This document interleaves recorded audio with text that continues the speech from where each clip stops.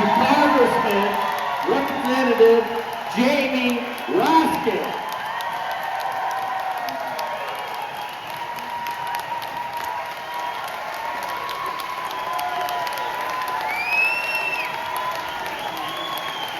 Thank you, Andy. Thank you, Cambridge. Thank you, Easton. Thank you, Oxford. Thank you, St. Michael. Thank you, Ocean City. Thank you, Penn Island. Thank you, First Congressional District of Maryland. For staying strong and staying active. What an honor. Wow, what an incredible honor to be with you guys today. I know I was not your first choice, okay?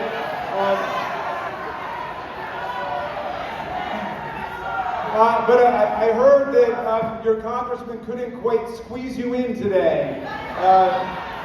So I got in the car with my wife and we drove 1 hour and 47 minutes to be with you today.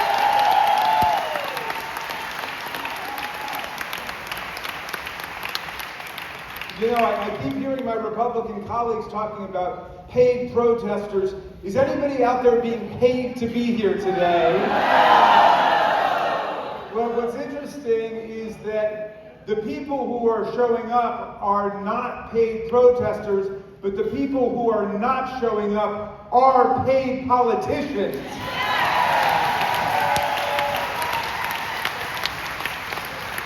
And if your name is on the ballot, your face should not be on the milk carton.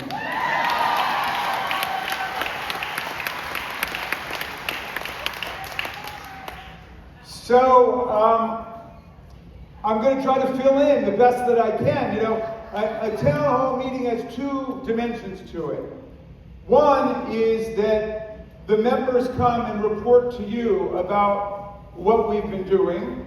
And then two, you talk to us about what's on your mind and what you want us to be doing. Now, if I had been in Washington and I've been voting to cut $800 billion from Medicaid, if I've been in Washington and I've been sitting on my hands while Elon Musk was deputized to carve up NOAA and the Agency for International Development and the Department of State and the Department of Education, and I didn't do anything, if I was sent to Washington and I was just watching them begin to try to dismantle Social Security, I wouldn't be showing up either, okay? I wouldn't be here if that were my record. But I'm here to tell you, I'm in Washington trying to stop this savage assault on American democracy and American government.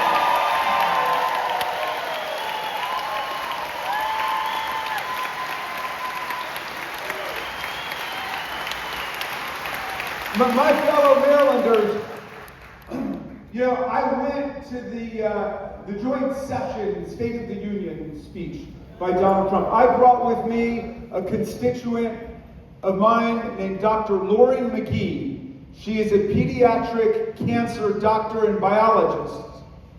And she worked for several years at NIH, and she got promoted. By virtue of being promoted to being the chief biologist on this pediatric cancer team, she was on probation. She wasn't on probation because she'd done anything wrong. She was on probation because she did everything right. And she had superior evaluations and so on. But Donald Trump and Elon Musk took the occasion of her and tens of thousands of other excellent employees being on probation to fire her, to sack her on February 14th. Happy Valentine's Day from Elon Musk, right? She got sacked on February 14th. So I invited her to come with me to hear President Trump's speech. And she had listened to him say that one of the core priorities of his administration was to wipe out childhood cancer. Well, they had knocked out her job. It's like listening to Elon Musk say that he's there to fight waste, fraud, and abuse when their first act was to sack 18 inspectors general whose job it is to fight waste, fraud, and abuse across the federal government. They saved us $91 billion last year. Elon Musk has not saved us $91. This guy who's collected $39 billion in government contracts himself is knocking out every anti-corruption fighter in the federal government to pave the way for more corruption. They're not opponents of corruption, they're agents of corruption.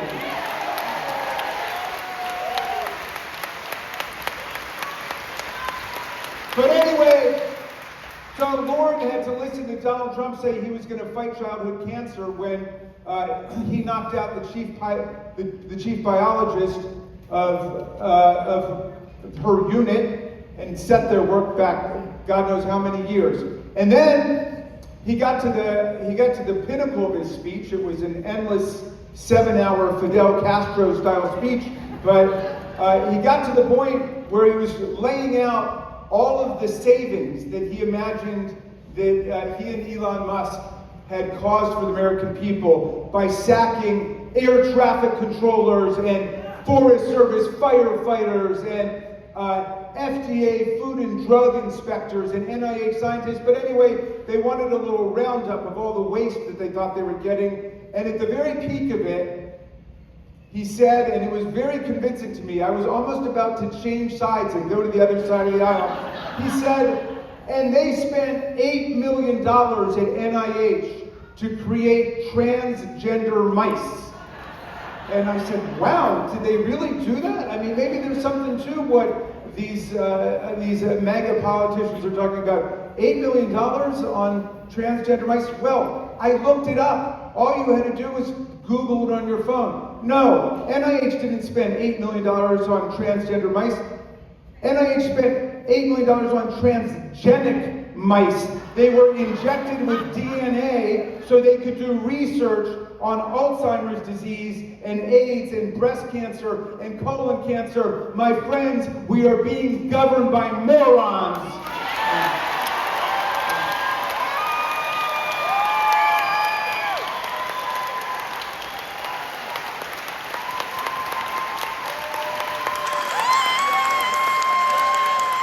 But the night was not over because we left finally. We left the speech and we got outside and I got in the car and we turned on the radio only to learn that Speaker Mike Johnson's chief of staff had gotten in his car after the speech and plowed into a parked police car at 35 miles an hour. The door opened, he staggered out, they gave him a breathalyzer test, and he was arrested for drunk driving, which just goes to show America cannot afford any more DUI hires in our country.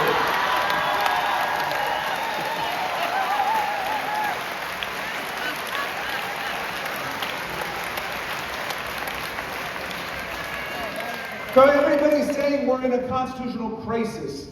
That sounds a little too passive and ambiguous for me. We didn't just end up in some constitutional crisis. Let's put it like this. Our Constitution is under attack by MAGA and Elon Musk and Donald Trump. Every aspect of our Constitution is under attack today.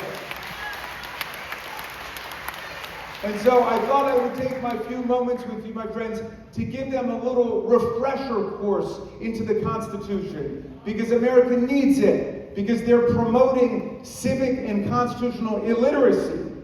They're promoting just illiteracy. And so we've got to make sure that people understand exactly what they're doing, right? Their whole attack on our Constitution is an insult to the preamble of the Constitution, which begins, "We the people, in order to form a more perfect union, establish justice, ensure domestic tranquility, provide for the common defense, promote the general welfare, and preserve to ourselves and our posterity the blessings of liberty, do hereby ordain and establish the Constitution of these United States of America." That's our mission statement. That's our founding principle. And then the sovereignty of the people that created the Constitution, that created the country, flows immediately into Article 1. And the very first sentence after the preamble is this: all legislative power is vested in the Congress of the United States of America. All legislative power is vested in the Congress. And then you get page after page after page laying out all of the powers of Congress to regulate commerce domestically and internationally, which means that tariffs are up to us, not to a mad king. It's up to us. The power to create budgets, to set taxes, to raise armies and navies, to regulate naturalization and immigration, and on and on and on. In Article 1, Section 8, Clause 18, and all other powers necessary and proper to the execution of the foregoing powers. And you get through all of that, then finally you get to Article 2. 4 short paragraphs. The biggest one is all about how you impeach a president for treason, bribery, and other high crimes and misdemeanors. Okay? Then, after the president is denominated the commander-in-chief of the Army and Navy in times of actual conflict, what is the core job of the president? My friends, the core job of the president is simple: to take care that the laws are faithfully executed. To take care that the laws are faithfully executed. We come together to say to Donald Trump, do your job! Do your job! Execute the laws of the people. Don't destroy Social Security.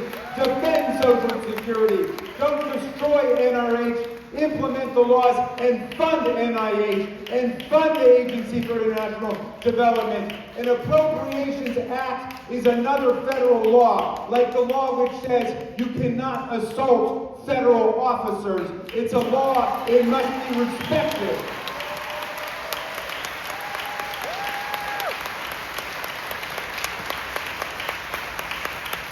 Now, fortunately, we got Article 3.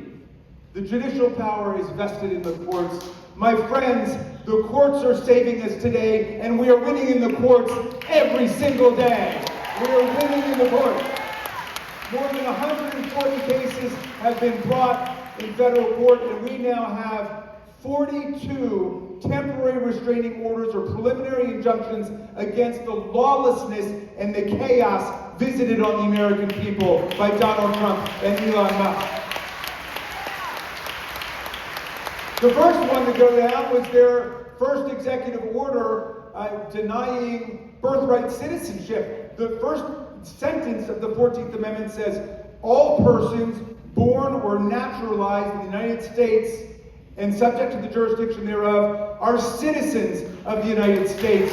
And Donald Trump wanted to revoke millions of people's citizenship. That's been struck down by an Obama judge, by a Biden judge, by a Reagan judge, and by a Trump judge. All of them struck it down.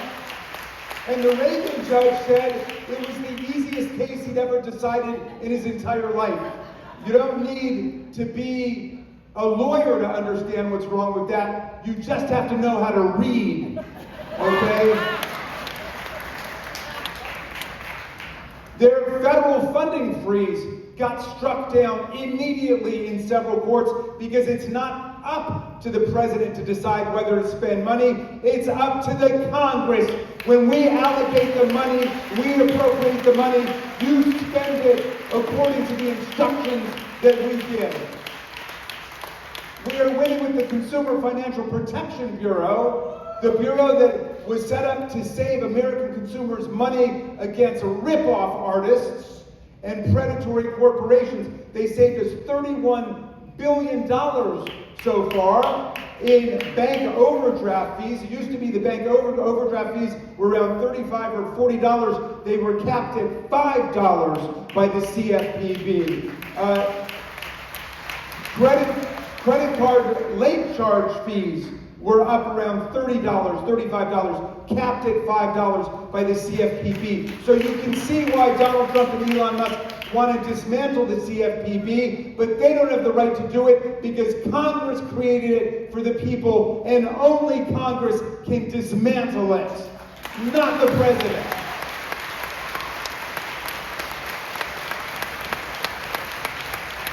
We're winning in court every day. Yesterday, the federal judge ruled that Elon Musk had to take his hands off of Social Security data and destroy any data he had stolen from the people. And we've got many cases like that.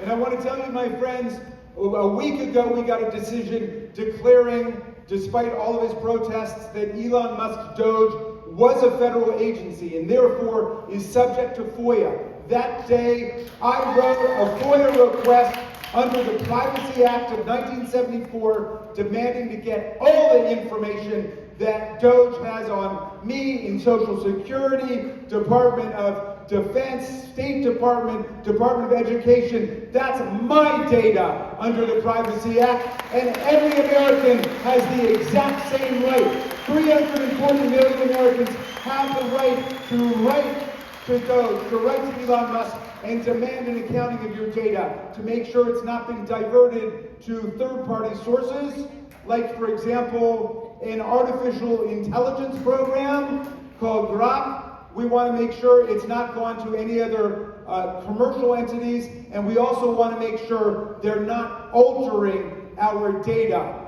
This is a democracy, and we have the right to the data in ourselves. Not Elon Musk, not Doge.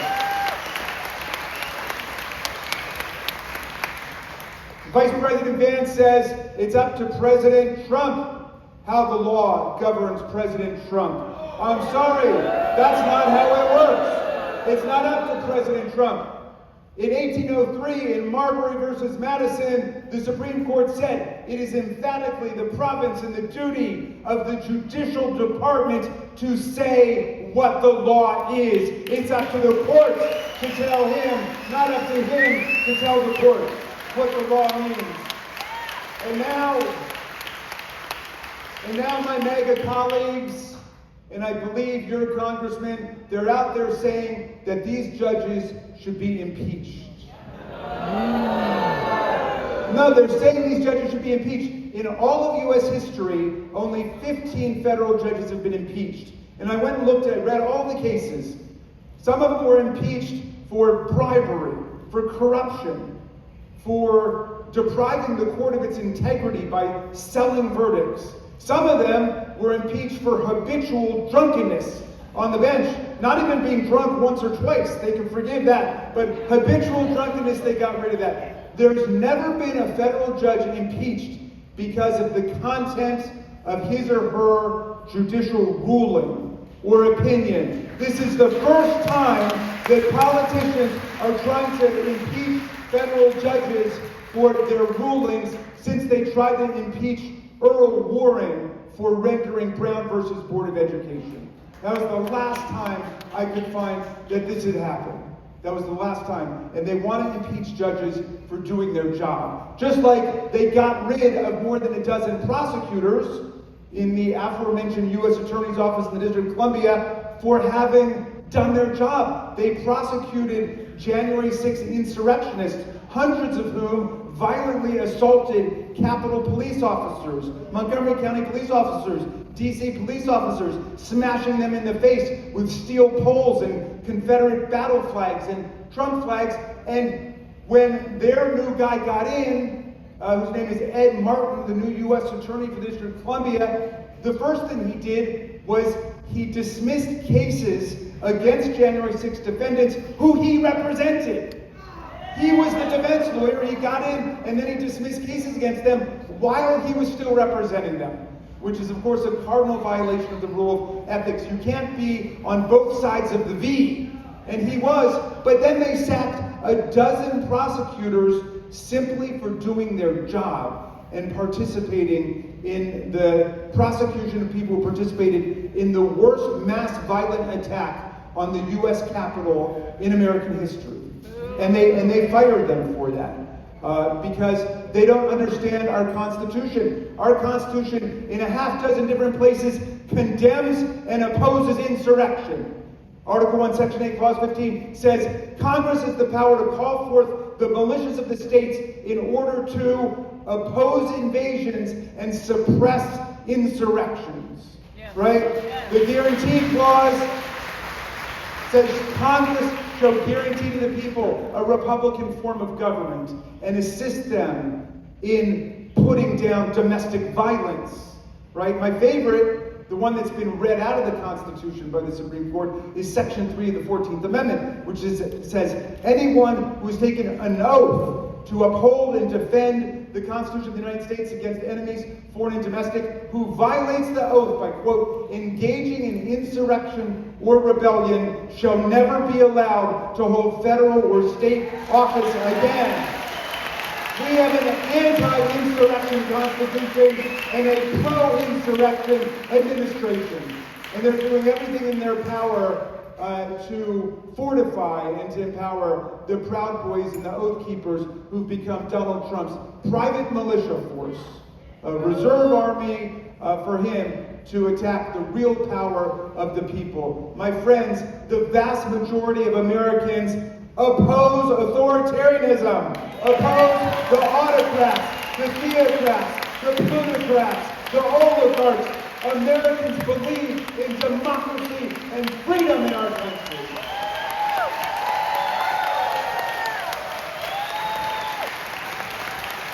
And we're going to stand up for all of the women, the millions of women who are caught in the United States and do not have equal rights to health care.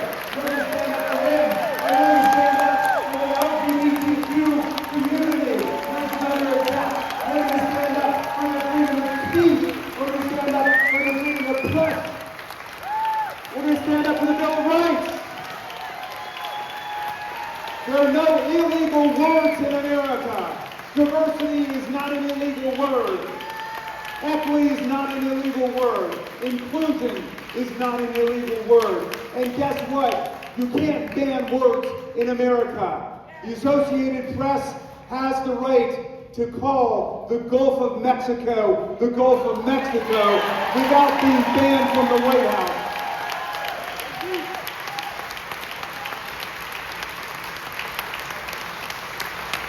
We're going to stand up for the separation of church and state.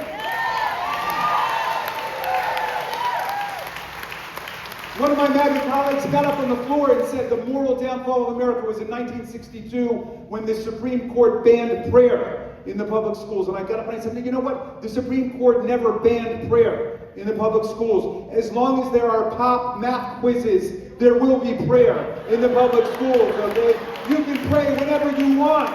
It's just the government cannot compose a script and compel you to pray against your family's values, your family's religious faith.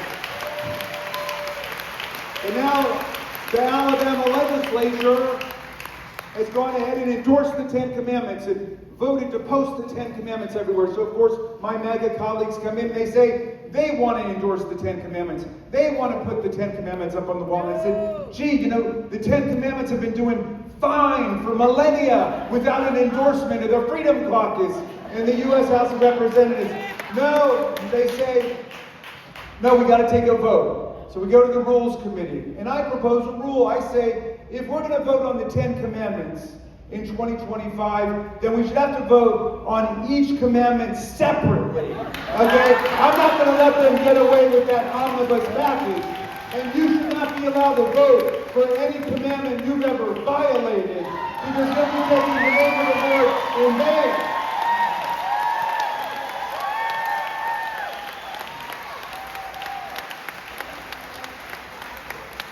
All right, forgive me, I feel I'm about to overstay my welcome here. Because you guys are going to get agitated. You know,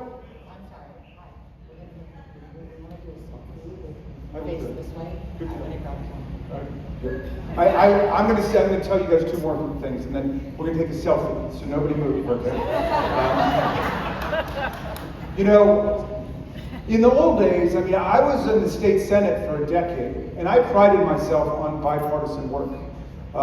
We abolished the death penalty in America on a bipartisan basis, in Maryland on a bipartisan basis. We passed marriage equality on a bipartisan basis. We restored voting rights to former prisoners on a bipartisan basis.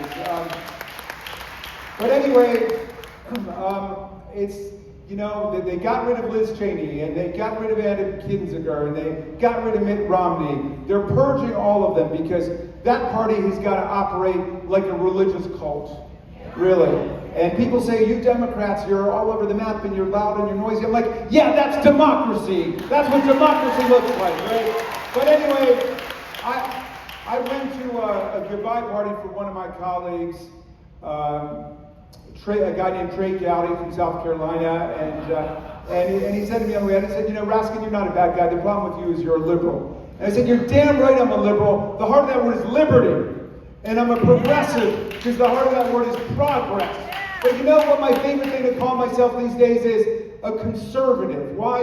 I want to conserve the land, the air, the water, the climate system, the Constitution, the Bill of Rights, Social Security, Medicare, Medicaid, the Affordable Care Act, the Civil Rights Act of 1964, the Voting Rights Act of 1965, the National Labor Relations Act, the Fair Labor Standards Act, the Clean Air Act, the Clean Water Act, everything that party of nihilists and authoritarians wants to tear down is everything we're going to conserve and defend in America.